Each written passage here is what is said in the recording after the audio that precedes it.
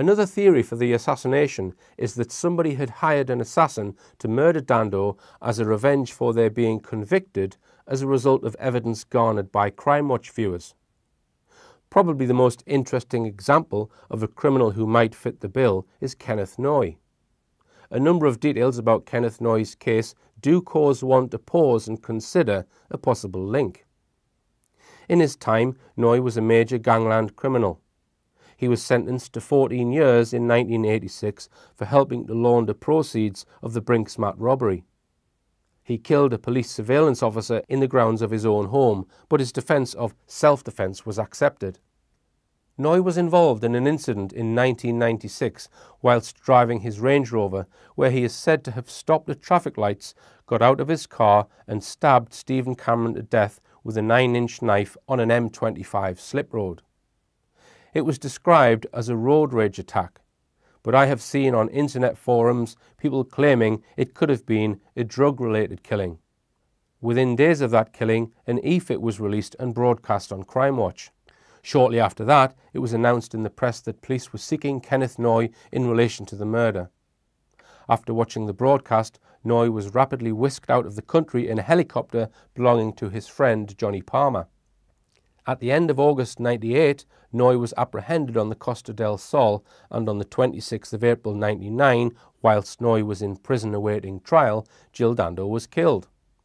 As you will recall, a Range Rover may have been used in the Dando shooting, which apparently was Noye's favoured type of vehicle. In April 2000, Noye was finally convicted of the Stephen Cameron murder. There were two primary witnesses at that trial: the girlfriend of Cameron, who was in the Witness Protection Programme, and one Alan de Cabral. De Cabral gave evidence at the Old Bailey, having refused a similar offer of witness protection. He told the jury that he would never forget Noye's face, stating that after he stabbed Cameron to death, he looked at him and nodded towards him, as if to say, "Job done." However, de Cabral was a former member of an outlaw biker gang and had been raided for drugs and guns before he gave evidence. The question arises, was he a bogus witness designed to help get Noye convicted of murder rather than manslaughter? In October 2000, 6 months after Noye's conviction, de Cabral, whilst sitting in his car outside Halfords, was shot in the head at point-blank range with a single shot from a handgun. So, the de Cabral and Dando murders were two seemingly separate incidents, but with identical methods of killing. One theory goes that Kenneth Noye ordered one or both of these killings as revenge. However, Noye's appeal centred around having de Cabral questioned again, so he could be proven to have lied at the original trial. So whoever did kill de Cabral might have helped keep Kenneth Noye in prison. The de Cabral killer was described as a man in his 20s, and remember, Kenneth Noye was in jail when both these murders occurred, so there's no suggestion he executed the murders himself. In subsequent appeals by Noye against his conviction, the wife of de Cabral offered to give evidence, claiming that her dead husband had lied about seeing Noye murdering Stephen Cameron. Is it possible that de Cabral and Dando were killed by the same hitman, but on behalf of the state, not Kenneth Noye?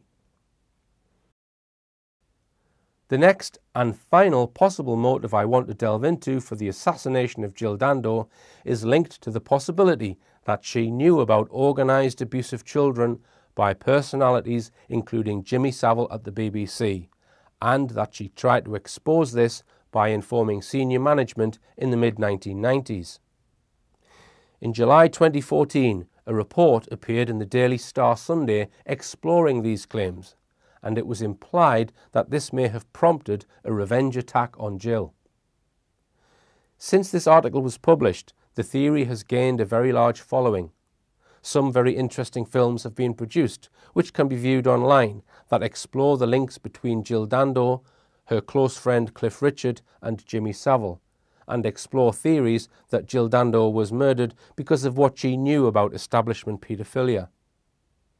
The documentaries cover information which came out following the Jimmy Savile revelations. They are well worth watching and implicate the BBC for protecting paedophile celebrities and politicians. They also look at police corruption at those who have been involved in organising and covering up child abuse within the political establishment, and the many suspicious deaths of celebrities who may have known too much. Before I look at this, I just want to remind people of my Madeleine McCann work, and that I have published lectures where I talk about establishment paedophilia and about how paedophilia can and is being used to control politicians and people of influence. Here is an internet post accusing me of such things. Hall is out to rudely dig up paedophiles in political office, like a farmer digging up a badger den, and Hall sees pedos running out of every hole. Let's bear in mind that Dando was murdered nearly 20 years ago in 1999, and this story first surfaced in July 2014, over 15 years after her murder. The story also claims that she reported to senior management in the mid-1990s. No specific year is given, but this is a number of years before her murder. The article was published by mainstream journalist Don Hale, MBE, as I mentioned in the Daily Star Sunday. This is the first time anywhere it was suggested that Jill Dando may have been on a mission to expose establishment paedophilia. Murdered TV presenter Jill Dando tried to expose a paedophile ring involving big-name BBC stars, a former colleague has claimed.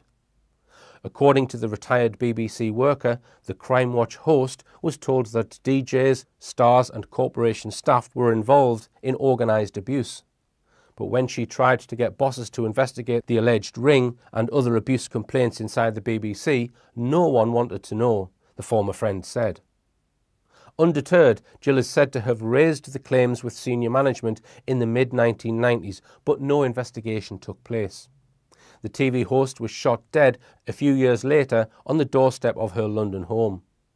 The 37-year-old's murder remains unsolved.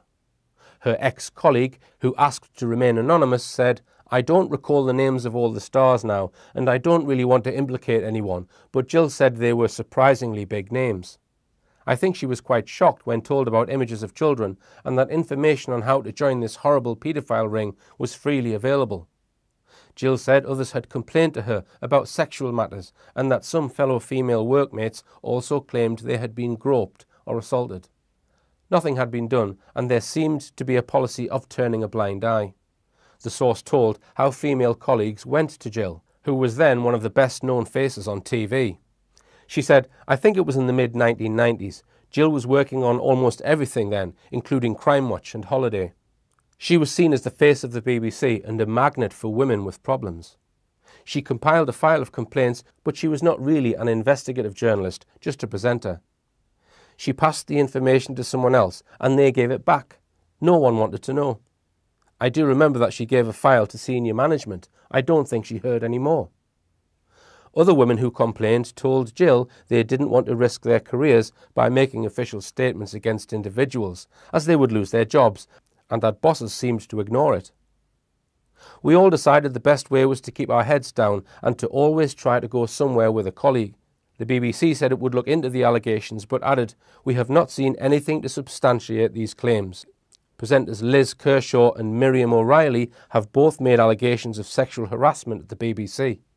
After Jimmy Savile was exposed as a paedophile and serial sex attacker in 2012, fellow BBC presenter Sally Jones spoke of how he had tried to grope her in a lift. She confided in Jill after the attack, adding that the Crime Watch host said she had had to fend off plenty of unwelcome advances herself. Sally said Jill told her Savile was just a dirty old perv. Jill was shot dead on the doorstep of her home in Fulham in 1999. Barry George was found guilty of her murder in 2001, but his conviction was quashed in 2008. Jill joined a campaign to help children spot paedophiles the year before she died. Note that all the claims about Jill informing senior management come from an unnamed source, and we aren't told exactly when this was, just that she thinks it was in the mid-90s.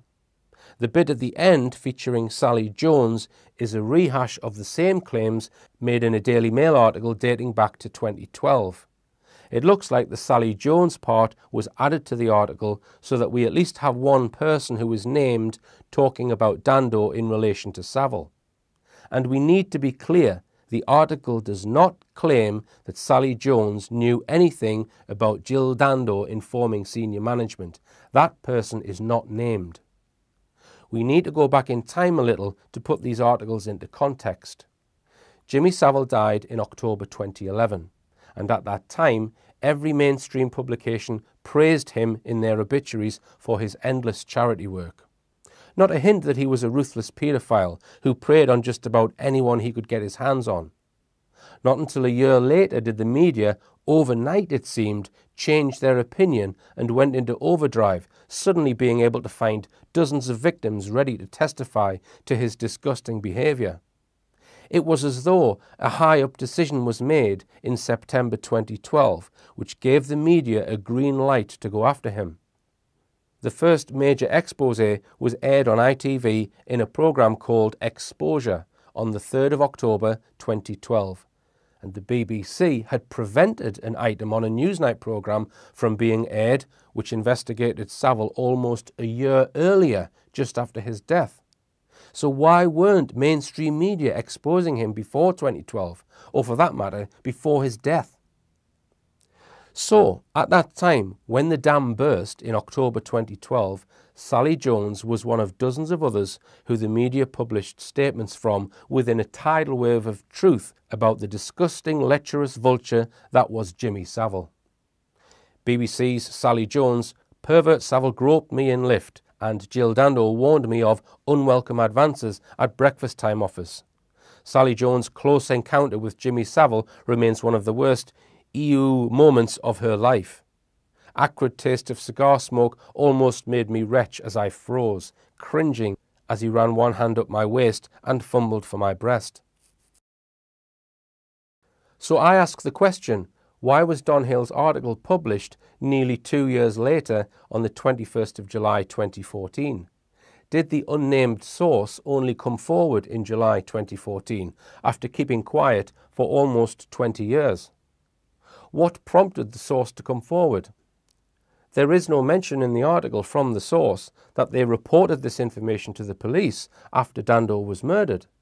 We know that the police were ostensibly fishing about for possible motives. So surely, if a colleague of Jill Dando knew about a motive for the murder, that colleague should have reported it to the police, either in confidence or anonymously, as soon as they heard about the murder. There is no mention of this in Don Hale's article. Was there something significant happening in July 2014 or just before then within the Jill Dando case that might have prompted this sudden confession? I discussed Barry George earlier, who was wrongly convicted of Jill's murder and spent 8 years in prison. George was acquitted in August 2008, but was not awarded any compensation.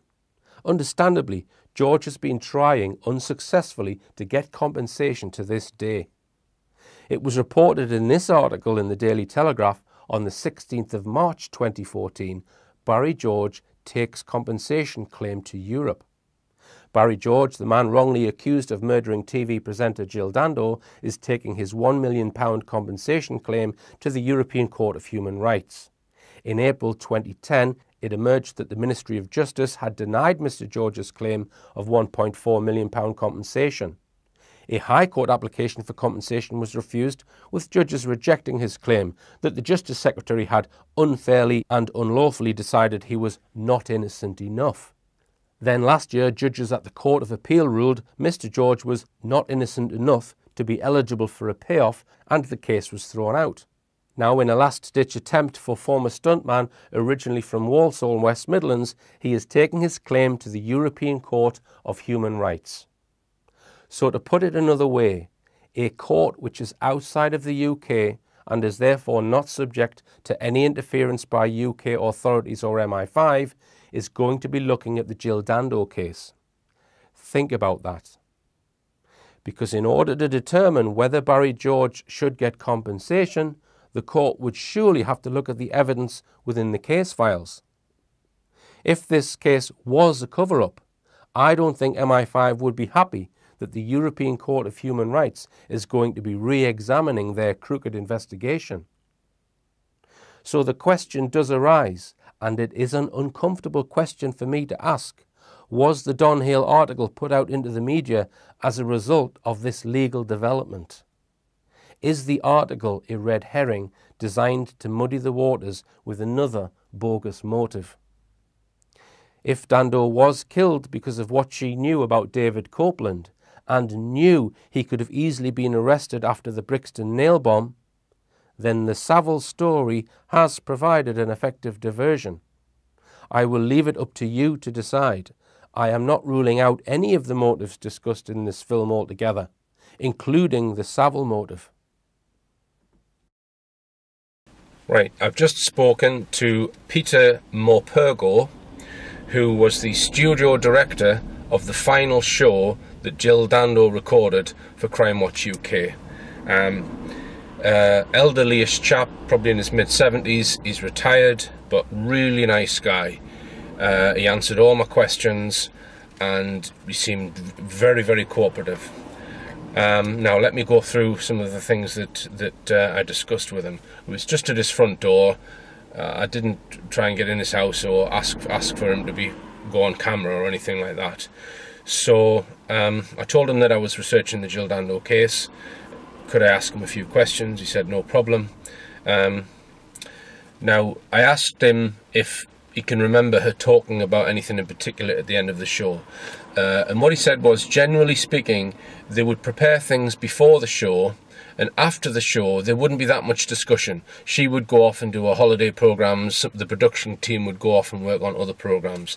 He said that he did Crime Watch for 16 years, and he would regularly have a chat with Jill in the bar after the programs. But they might touch on some of the cases, but it would generally be about more sort of personal issues. He said, for example, that she was over the moon about becoming engaged, and she spoke about that, and he said that she couldn't understand what all the fuss was about, the fact that she just got engaged, but he said that she was extremely pleased about upcoming marriage.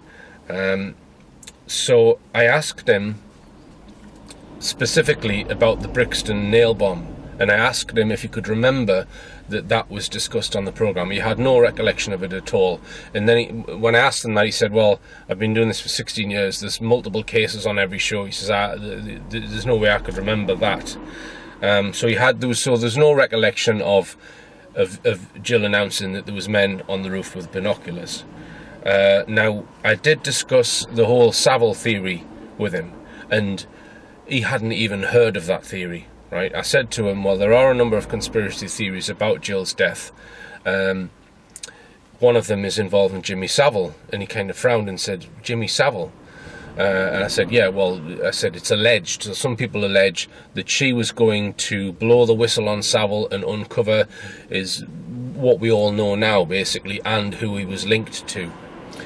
On hearing that, he just shook his head and said, well, he thought that he might have heard something from her about it, because he did discuss personal issues after the show, and he also went on to say that she just wasn't that type of person. She wasn't the type of person to speak ill of anyone. She was very, very modest, he described her as. He just said that she was a really lovely person, and he couldn't imagine anyone like Jill Dando doing such a thing. It quite surprised him when I suggested it. He did mention I'm not sure if it's a Kosovan hitman, because they'd done some appeal for that. He mentioned that he knew about that, but he didn't know whether it was relevant or not. I asked him if the police spoke to him. He said that a couple of days after the murder, the police did come into the studio and spoke to them as a group, some of the production team, and they were just asking people whether they had any relevant information. They didn't sit down and interview the production team individually. They were asked as a group. Yeah, and just to reiterate, he said that she never ever mentioned Jimmy Savile in any of the conversations that he had with her. And he was on the show for many years with her, and he would regularly speak just informally in the bar after the programme. I asked him about the Crime Watch update that I haven't been able to get hold of, and he's given me the department at the BBC that would deal with that. He said it definitely was recorded. He said it would probably be on 1-inch tape, but it would only be about 7 minutes long. She didn't see herself as a star, he said. He said that she was a lovely person. Well, yeah, he also wanted to know how I got his address.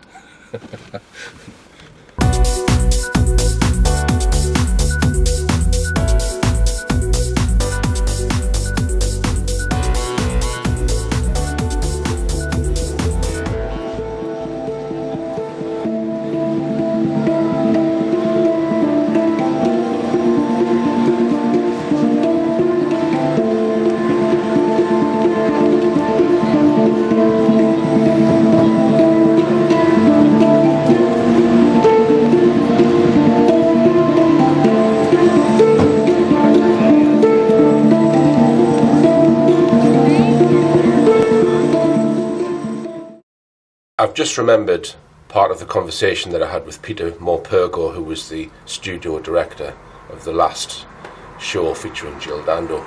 He was asking what my theory was. So I just said, well, I think security services might have been involved. And I don't think he even understood what I meant. He said, oh, well, I don't think Jill had any security. He thought I meant that she had bodyguards or something like that. He didn't realise that I meant the Secret Service. So that's completely off his radar, as it would be most people's. As part of my investigation, I have tried to talk to people who were with Jill immediately before the time of her death. The following people spoke to Jill at some point after the last Crime Watch show. Anastasia Cook, possible she was due to meet her for lunch the day she died. Hilary Kay, Antiques Roadshow presenter, was with Jill between the 21st and 23rd. Lars Tharp, Antiques Roadshow presenter, was with Jill between 21st and 23rd. Jeffrey Archer was at a dinner function on the 24th. Alistair Stewart on the 24th. Sally and David Lomax, friends of Alan Farthing and Jill Dando, Sunday dinner on the 25th. Obviously Alan Farthing. Jenny Hyam, who was Jill's friend, who introduced Alan Farthing to Jill. She had a phone call with Jill on the 26th before she was murdered. And Alison Lewis, which was Jill's agent, who also had a phone call with Jill on the 26th. I exchanged a few emails with Lars Tharp, Antiques Roadshow presenter, who had no recollection of Jill talking about the nail bombings. However, if you think about this, let's say Jill left the studio assuming the police were going to immediately arrest Copeland due to the information she witnessed. She probably would not have given it another thought until the next bomb went off. It is unlikely she would have learned about the Brick Lane bomb on the Saturday as she was going to a dinner function. So I think people she spoke to on Sunday or Monday might have learned about her concerns. It's interesting that two of the people on this list, two doctors, Hyam and Lomax, I got an email reply from both of their secretaries. Both secretaries said they would forward my email, but neither of these doctors bothered to respond. They are both close friends of Alan Farthing. One person that I did manage to make contact with was Jeffrey Archer. Jeffrey Archer was good friends with Jill Dando, and I read that they once had dinner together in 1996.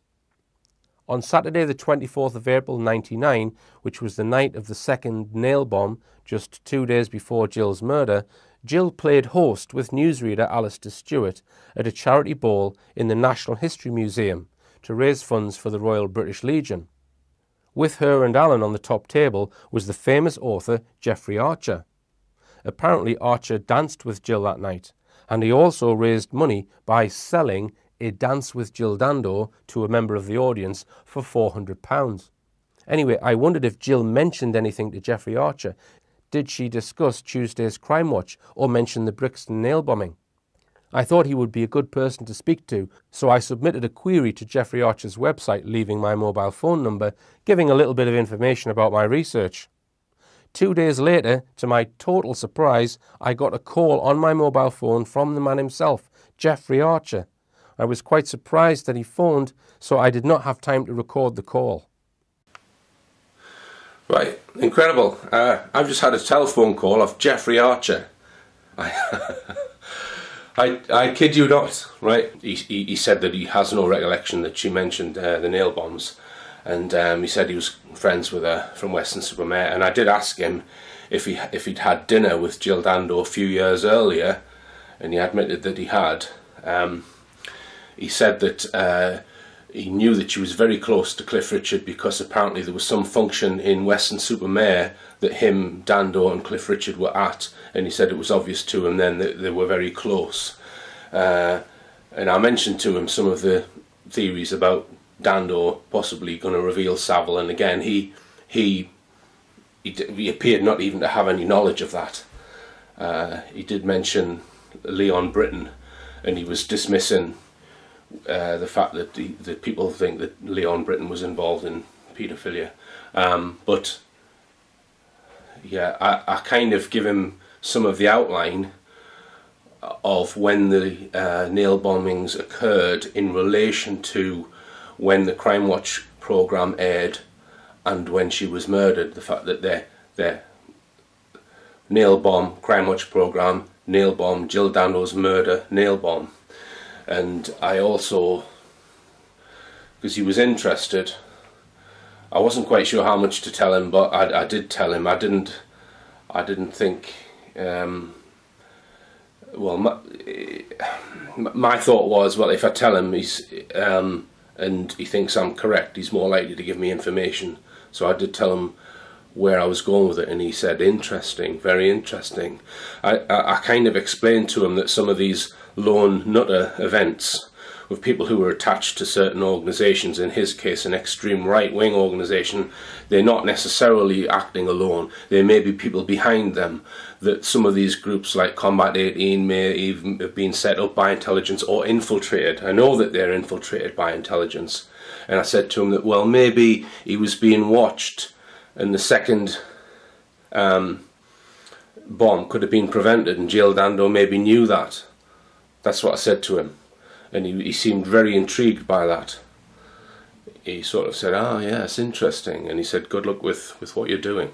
So, really surprised to get a phone call from Jeffrey Archer. So he didn't even withhold his number. One person I have not mentioned much is Jill's fiancé, Alan Farthing. If she spoke to anyone about what she had learned about the London nail bombings and possibly David Copeland, it would be Alan Farthing. I wonder whether Farthing remembers, in the last week of her life, Jill discussing her last Crime Watch show. He has given only a few media interviews and uses a public relations advisor.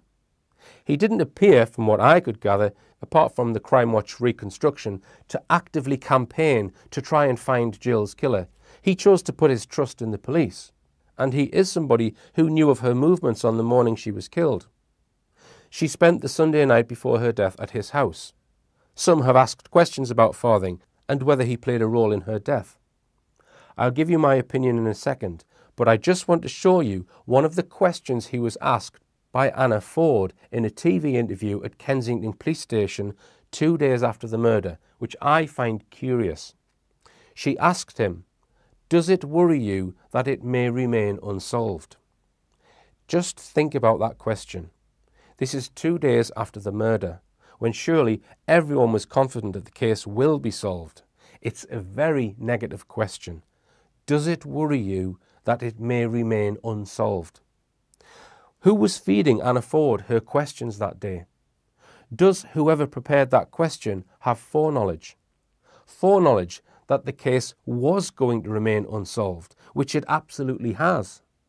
Why would anyone be talking about the case remaining unsolved at such an early stage? Another thing I find interesting about Alan Farthing is his subsequent success as a gynecologist and surgeon. In September 2008, he was appointed gynecologist to the Queen. That's quite an achievement considering there are hundreds of gynecologists practicing in London. And he oversaw the deliveries of royal babies, Kate Middleton's first 2 children. Now, just before he was given employment by the Queen, in August, is when Barry George was acquitted of Jill Dando's murder. Now imagine if somebody that you thought had killed your fiancé was cleared of the crime. You're going to want the case reopened, are you not? But the police did not reopen the case. So could these decisions be linked? My guess, and I don't state this as fact, is that Alan Farthing was rewarded for keeping relatively quiet about his fiancé's death and importantly for not demanding that the investigation be reopened when George was acquitted. This would have been a very sensitive time for those running the cover-up, i.e. the time when the official scapegoat was released. Alan Farthing received a handwritten letter from Prime Minister Tony Blair, and Jill Dando's father received a letter from the Queen. Unusual? Could these letters be further evidence of state involvement? If Jill Dando did know that David Copeland was the London nail bomber before her death, there is another person who might know about this, and that is Chief Superintendent David Hatcher, who is standing next to Jill and clearly has visibility of her notes. I managed to find David Hatcher's address and went to ask him if he would speak to me about it. I've come to Maidstone to try and speak to David Hatcher, so let's see if he is as friendly in real life as he is on the TV show.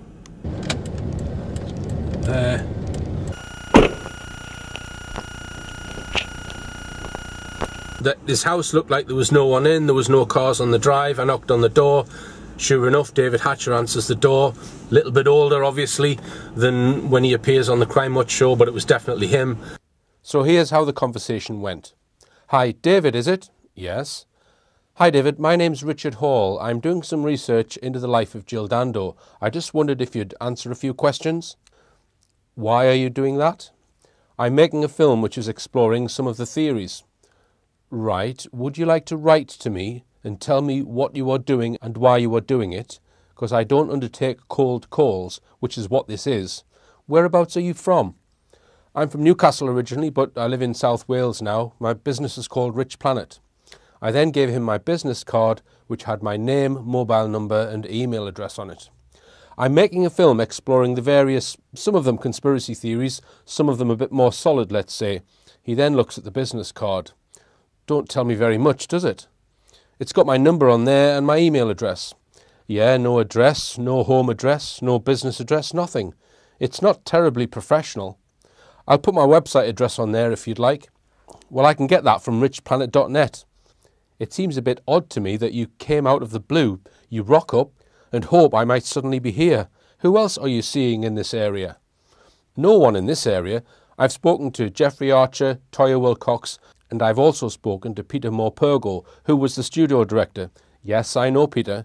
Why didn't you think to send an advanced warning that you were doing that? Well, it's just the way that I work. Not very professional from where I'm standing. I really don't want to get involved in this now, because I don't know what you're doing, and I don't know whether you've got any remit from the family members, and they're happy with it. There's no remit from the family. Realising I was going to get nothing from him, I decided to change my tack. Would you like me to tell you why I think she was killed? Hatcher then says, I'll listen. I then showed him a still from Jill's final show, featuring himself and Jill standing together, and explained this was 6 days before she was killed, and that the Brixton nail bomber case was featured on this final show, and occurred 3 days before the show aired, and that a call from a member of the public claimed there were people on a nearby roof with binoculars. He could not remember this call nor the case. I also explained to him that my research had led me to believe the people on the roof were working for Special Branch and were watching the bomb being placed. I then showed him a CCTV still of Copeland at Brixton and asked if he recognised it. He claimed to have no recollection at all of the Brixton nail bomb case. I asked if he could remember seeing CCTV which was going to be aired but which was suppressed. And I asked him could he remember a phone call due to be aired from the bomber. Again, he claimed to have no recollection. He said he could not remember and that he did not have a very good memory. For this film, I have consulted with a few people who are very well read on what you might call the underworld and on the various UK crime families that run organised crime. One name has come to my attention as possibly being involved in the Dando murder, and I have seen 3 separate pieces of evidence which are not direct evidence, but which when considered together make me believe this person may have been involved. All the evidence I have is in the public domain if you know where to look, and it's not new evidence. The problem is I do not know the person was involved. I only suspect. So if I were to present the evidence I have in this film and name that person, it could potentially ruin that person's life, which is not fair to do if they were not involved. Give the evidence to the police, I hear some of you say. Well, the police already know about the evidence I have. In fact, they knew about it in 1999.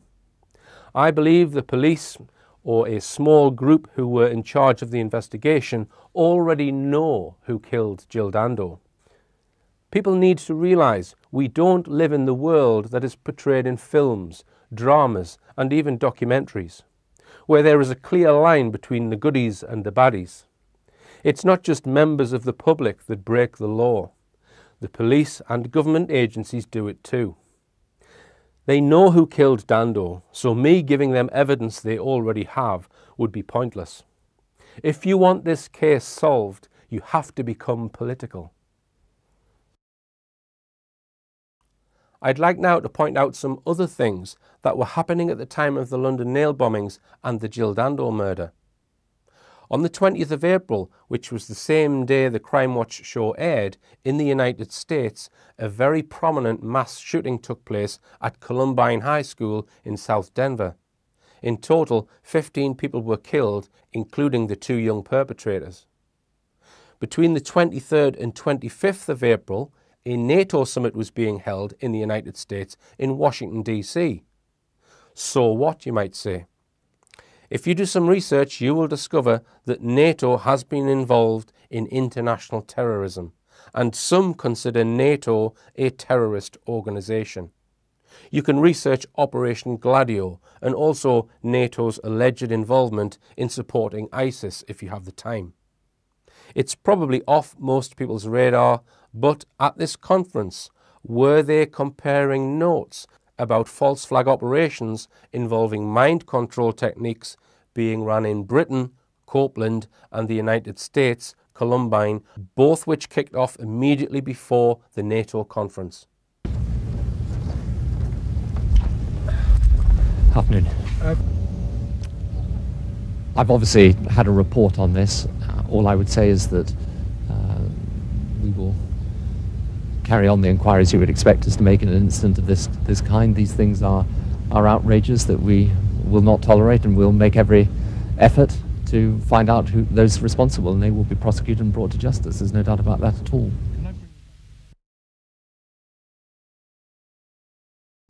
I'd like now to illustrate an aspect of how the cover-up of the Dando murder is maintained. This is Mark Williams Thomas, who you might remember was a regular commentator on the Madeleine McCann case. Williams Thomas claims to have been given exclusive access to the Dando police files, and also claims to have a list from the police files of over 100 suspects' names. He then claims to have met one of the suspects on the list, showed him the entire list. The suspect then identifies a name on the list of a person he said stands out to him. The man he identifies is not named, nor does Williams make any meaningful progress, because it appeared he isn't actually given the name. So a man who he doesn't name is shown a list we don't see and recognises the name he won't reveal. Thanks, Mark. On a This Morning show, he seemed to contradict this video piece by saying the man he met did give him the name of the man who stands out to him. But for me, here is the important part of this little piece, which in my opinion shows the real reason for putting it out. I wouldn't identify that person. Because? I couldn't, because it's very dangerous. You have lived in that world, but even now you're still fearful about how much you can say. Of course I am. Worried that if you said too much, someone might come after you? Sure that they would come after me. What Williams Thomas is doing here is subtly threatening anyone who has real information, intended to scare them, informing them that it would be very dangerous to come forward. In my opinion, Williams Thomas is being employed to divert attention away from the information you have seen in this film. In other words, I suspect he is an agent of the very organisation that I believe probably killed Jill Dando.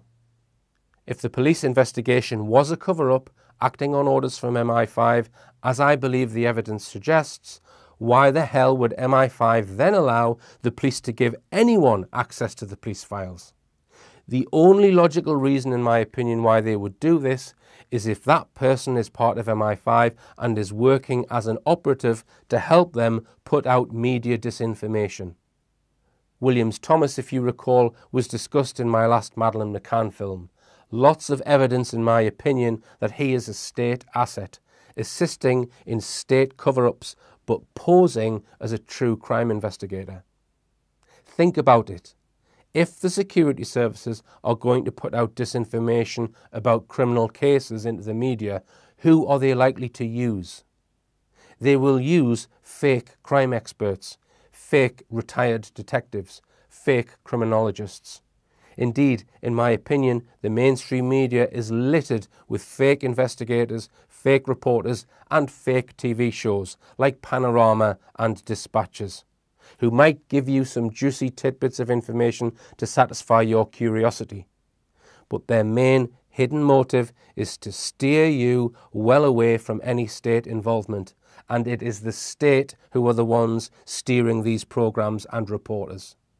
It's interesting that Williams Thomas has been given a platform on ITV television for this, not the BBC. I wonder why that might be. My conclusion for the Dando assassination is that it is likely Jill was murdered on the orders of British intelligence. If so, the order was probably given on or around the 21st of April 1999, and she had to be killed as soon as possible. Also, that the hit was ordered via intermediaries, in such a way there would be no traceable link or paper trail back to MI5. So possibly an underworld hitman paid in cash, or an armed state group like the Special Reconnaissance Regiment, who I believe killed John Charles de Menezes. If this conclusion is correct, it means the police will never be able to solve the case. So what's the moral of the story? The first moral is we need, as a nation, to remove the security services completely. They are not protecting the public as they are supposed to. They have committed so many criminal acts that a vast amount of their time and effort is spent using your money simply to cover up their own mistakes.